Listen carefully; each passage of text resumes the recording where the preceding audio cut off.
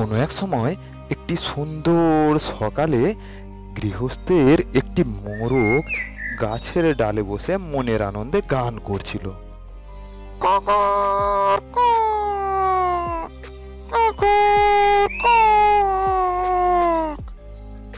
ঠিক সেই সময় একটি ধূর্ত শিয়াল সেই গাছের তলা দিয়ে যাচ্ছিল। মোরগটিকে দেখে শিয়াল মনে মনে ভাবলো, কিভাবে এই মোরগটিকে খাওয়া যায়। আমি তো ওই গাছে উঠতে পারবো না, আর মোরগটি গাছের উপরে রয়েছে। তাহলে মোরগটিকে খেতে গেলে আগে ওকে নিচে নামাতে হবে। এমনই চিন্তা ভাবনা করে শিয়ালটি মোরগকে উদ্দেশ্য করে বলল, ওহে মোরগ বন্ধু, তোমাকে অনেক দিন হলো দেখিনি। আমাদের এই জঙ্গলে আর কেউ কাউকে আক্রমণ করবে না। এই নতুন একটা নিয়ম চালু হয়েছে। আমি এই নতুন নিয়মটা তোমাকে জানাতে এলাম। তাহলে চলে এসো বন্ধু, আমরা দুজনে একটু কোলাকুলি করে নিই। ধূর্ত শিয়ালের মতলব মোরগটি বুঝতে পারল। সে গাছের ডালেই চুপচাপ বসে রইল। মোরগটি চুপচাপ বসে আছে দেখে শিয়ালটি আবার তাকে বলল, কি হলো বন্ধু, তুমি কোনো উত্তর দিচ্ছ না যে?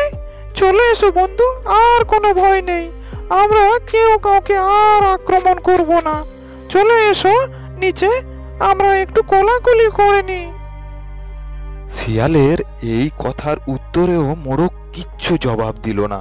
সে চুপচাপ গাছের ডালে বসে রইল।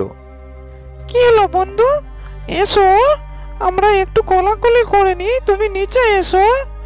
তুমি কি আমার কথা বিশ্বাস করতে পারছো না? এমন সময় মোরগটি দেখতে পেল দূরে রাস্তার দিকে কয়েকটি কুকুর ছুটে আসছে এদিকেই। এই দেখে মোরগটি তখন শিয়ালকে বলল, কুকুর কক, কুকুর কক।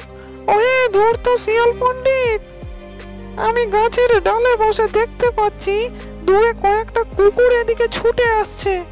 তাহলে তুমি আগে ওদের সাথে একটু কোলাকুলি করে নাও, তারপরে আমি নিচে আসছি কোলাকুলি করবার জন্য। এইবারে শিয়াল দেখলো দূরে কয়েকটা কুকুর সেই দিকেই তেড়ে আসছে। গতি খারাপ দেখে শিয়াল সেইখান থেকে দিল চম্পট। ওরে বাবারে, খুব বাঁচা বেঁচে গেছি। শিয়াল চলে যাওয়ার পরে মোরগটি আবার মনের আনন্দে গান করতে লাগলো। কুকুর কক।